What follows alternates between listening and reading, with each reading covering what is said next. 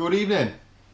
I'm not sure if I've spoke about this before or anything, but I did the Haute route a couple of weeks ago. It's a 7-day stage race in the Alps. You probably should Google it, so I'm not sure I've got time to go into it. So I just thought I'd go through a bit of a debrief, event review. Not necessarily my performance, because I'm not going to spend too much time thinking about that, but more about what the event's like, just that sort of thing. I made some notes because I will forget. So, first of all, the Haute route's a 7-day stage race in the Alps. I say stage race, in my opinion, it's probably halfway between a sportive and a race. It is very racy. There's a lot of people that are taking it very seriously, and not just those that are at the point yet. And there's a lot of people midfield, back of the field, still taking it pretty seriously and riding accordingly. So, I think you make of it what you want. The reason we picked that event. Haute Route are a big events company. They look like they run things smoothly. So we thought, yep, we're gonna give it a go. So we entered it. We entered it on the first wave of entries that were released. So every sort of 50 entries or 100 entries, the price goes up slightly. So we got it for the cheapest price we could, which was good. Following that, we had to organise flights to and from, well, to Geneva and from Nice. So it started in Geneva and went down to Nice, so I had to fly to different places. Some people did different things. Some people drove and somehow got the car from the start to the finish. But I think the majority of people flew in from wherever they're coming in the world. Our flights were pretty cheap, really. They're only sort of EasyJet flights, and with a bite box, it wasn't too bad. So you arrive at the airport. Transfers, the Haute route do put on transfers, but we sorted our own. I suppose it's potluck, isn't it? When you use a taxi company abroad, you don't know what they are like. We weren't too lucky. He was about 45 minutes late picking us up, and we really struggled to fit the bite boxes in. But other than that, it was okay. We weren't actually too far behind. It was significantly cheaper than the Haute route transfer as well. Got to the race village, so you get there. You've got your bite box, you've got your bag. You go and register, so the registration process, you have to show them the 5 items of clothing that you have to have with you, so a thick thermal jacket, thick thermal gloves, thermal overshoes, all that sort of stuff, so they can check that you're safe to take part in the event. Because the thing about the Alps, when you're riding at altitude, those things are a danger, so it can get very, very cold. Of course, the majority of us just showed them there and then put them in the bite box, which we didn't see till the end of the race, but some regrets there maybe. So you get there, you get registered. They do various things with numbering and labelling. Make sure your stuff is your stuff. You then take your bite box. Anything you don't need for the week, you can put in your bite box. They take your bite box and they transport it straight to the finish. So you don't see that again until you finish. They then give you a big rucksack, which what's like a 90-litre sort of travel bag, big enough to fit in any suitcase really. So you put either your suitcase inside it, or like I did, I emptied my suitcase into it and put my suitcase in my bite box, so then I knew I'd have to faff around with sort of 2 bags and everything. And that is then your bag for the week. They transfer that between hotels, so when you get there at night, you've got this bag, you use all your stuff, and when you get up in the morning, you take it down to a room, you put it under the correct hotel where it's supposed to go to. They will then pick that up at some point during the day and take it to the hotel that you're going to that night. So every day for us, it was there, it worked very well, so great stuff. You also have the option to pay a bit extra. I think it was 50 quid, and you'd have like a race bag service. So we all had day bags, so little rucksacks. If I've got one here, little rucksacks with your number on. So you have this, and you take it down to the start. So this bag is taken to the finish, no extra cost, or you can have it halfway through the day for a bit of extra money. So you could have in there additional clothing, and maybe you've got some specific nutrition that you want to stick to. You could have that in there, and they'd have it during a non-time section for you. None of us did that. We just used the feed zones, which were fine, and then picked them up at the finish. So things you'd have in there would be change of clothes, a towel for a shower, and then a towel for your massage afterwards as well. Protein shake, maybe a couple of snacks, that sort of thing, because if you're finishing very quickly, you can't check into your hotel until probably 2 or 3 o'clock, so you need to fill that time with doing stuff in between. We never struggled with that, so we were out for a while. So when you register to check your kit, you then go and collect all your freebies. So we got a full kit, so bib, shorts and a jersey. They're actually quite good quality, and they feel okay. And then a windproof gilet, like a waterproof phone case, lanyard, all that sort of thing. Loads of little freebies, which was really good. Then have your photo as well, either as a team or solo, so it's up to you. So the actual organisation of that, it was very good. It worked well. We then had to unbox our bikes and pack them up, but we had like a big warehouse in which to do it, so you had enough space to open your bike box up and work as you liked. No rush to put your bike together. Accommodation. I might as well cover this now. So accommodation. So there were 3 options with the Haute routes to pay through them for them to accommodate you. There was like a base package, a middle tier package, and like a premium package. So base package described budget accommodation. And when I say budget, the things that it said in there were perhaps that you would sleep on gym floors and like church hall floors and things. Didn't really get any of us going that, so we said no to the base package.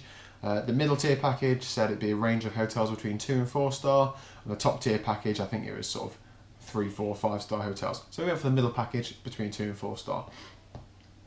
We were travelling as a group of 6 of us, so the guy who sort of organised everything, he had been emailing the Haute route in the months leading up to it, telling them that we were a group of 6, we'd like to be accommodated together, etc.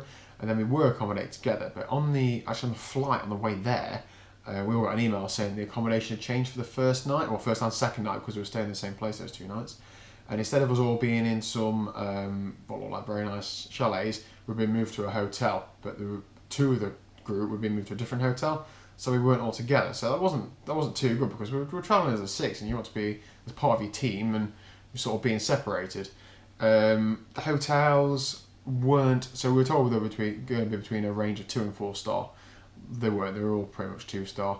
Bunk beds, crap Wi-Fi. We didn't have a kettle for the first 2 nights. Breakfast wasn't really suitable for cyclists. It was just a typical French breakfast, lots of cheese, ham, etc. So that wasn't great. What we have decided to do is, if and when we do something like that again, we're going to book our own accommodation. Cost-wise, it wasn't cheap what we paid. We knew we'd pay a bit more because they were going to sort it all out for us, and there's a value in that. But we think that we'll sort it ourselves next time and either get better accommodation for the money or save the money and put it towards something else. Every night there was a briefing, so there's a pasta party and big briefing on the first night, and then every night there was a briefing. We went to the first briefing, and then I think we went to the stage 2 briefing, and then we sort of realised that the daily briefings weren't really essential to go to. More than anything, they're trying to sell you stuff really, and it sort of just give you something else to do during the day. You run out of time quite a lot of the time, and to have to walk a kilometre or ride a kilometre to a briefing when you want to be eating in a restaurant is difficult. There's the race itself, so they advertise that the Mavic support crew are everywhere, and they pretty much were. It was well supported by the Mavic crew. I didn't personally have to use them. I saw other people riding bikes that were given by them, and a couple of people in our group had things done by Mavic, so that was good. The motorbikes for me were the best thing. So due to the nature of the race, I'll come to that in a minute, you end up in big groups at times. Whenever you're in a group, you'd have a motorbike at the front of the group and a motorbike at the rear, so you're going through tunnels, you're on busy roads or busier roads, you'll be like escorted. It is awesome. All the junctions were managed. When you came to a junction, you're never having to look. If it was untimed, then it wouldn't be closed, but any time section, you just straight through. They've stopped the traffic. It's absolutely awesome, and that was brilliant. Feed stations and non-time sections. This really gave it like a whole new dynamic. I hadn't really taken into account the non-time sections too much. I had looked at them and thought, okay, that was not time, so I'll take it easier through there, but I hadn't realised how much they affect the race. So, excuse me. So what happens is, we get to a non-time section, and generally there's a feed station there then, so we would then regroup, eat fuel, refuel, and then we'd push off from the feed station and go through the non-time section, and of course big groups would form, and then before the time section start, maybe 20 metres before, everybody'd stop, get the kit ready for the next how many kilometres the time section was going to be for, and then big groups would form, and then you'd absolutely nail the flat or the descent or whichever bit you're on in a big group, and we'll all work together to go quickly. What we found is because there were 6 of us in the same kit, and as we went through the week, there's a few strong riders in our group, not me, and people were following us. So we'd go to a feed station, and we'd go and then get on the bikes, and people would run to the bikes, pick the bikes up to go with us because they knew they were probably on for a good little ride. So that was awesome, and that really did work well. Kept us safe as well because we were then all riding together. In the race as well, there were some like sports or some companies that did like support packages. So there was a company called Sports Tours. So big shout out to them, because one day I lost a bottle. I dropped a bottle on the neutralised rollout. And then one of the guys at Sports Tours gave me his own bottle, which I returned to him at the end of the day, but I didn't actually get to see him. So if you're watching, thanks. So companies like that will, for a fee, they support you through the race. So they'll have your own nutrition at feed stations. They'll take your Daylo for you. They'll have mechanical support, all those sorts of things. There was Buxton Cycling Club, which isn't too far from us in the UK.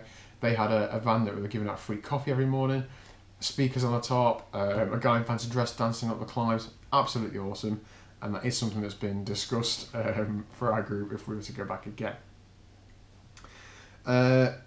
So value, it's not a cheap event, the Haute Route, but I think it is worthwhile. You have to have a look on the website for costs and things, and especially now the Haute Route have released like an Infinity Pass. So I think the first 50 passes, which is basically you can enter as many Haute Route events as you like for the one fee. So I think it was €1,250, and you could enter as many Haute Route events in a year as you'd like. And from my perspective, we paid a little bit more than that just for the one event, plus accommodation, plus flights, etc. So that is definitely something that we will, if we still do that when we're looking to go back, that we will do, because then it gives you the option of doing a 3-day event or even another 7-day or something for no extra cost other than the accommodation. And a lot of us get ticking thinking, I could take the missus away, and while I'm there do an event, because the 3-day ones were all in the same place, but cross that bridge when we come to it. So all in all, an awesome event. Was it what I thought it was going to be? Probably not, but it was wicked. We think we're going to go back and do the Pyrenees next, perhaps not next year, but the year after. Give us a bit of time to focus on specific training for it, try and get a few more people together for it. But all in all, yeah, the event was well organised. It was good, and we'll definitely be back, I think.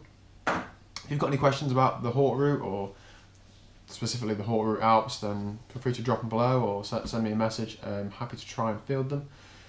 But thanks for listening, and hope to bring you some actual content of me racing in future, not just talking about it. So yeah, laters.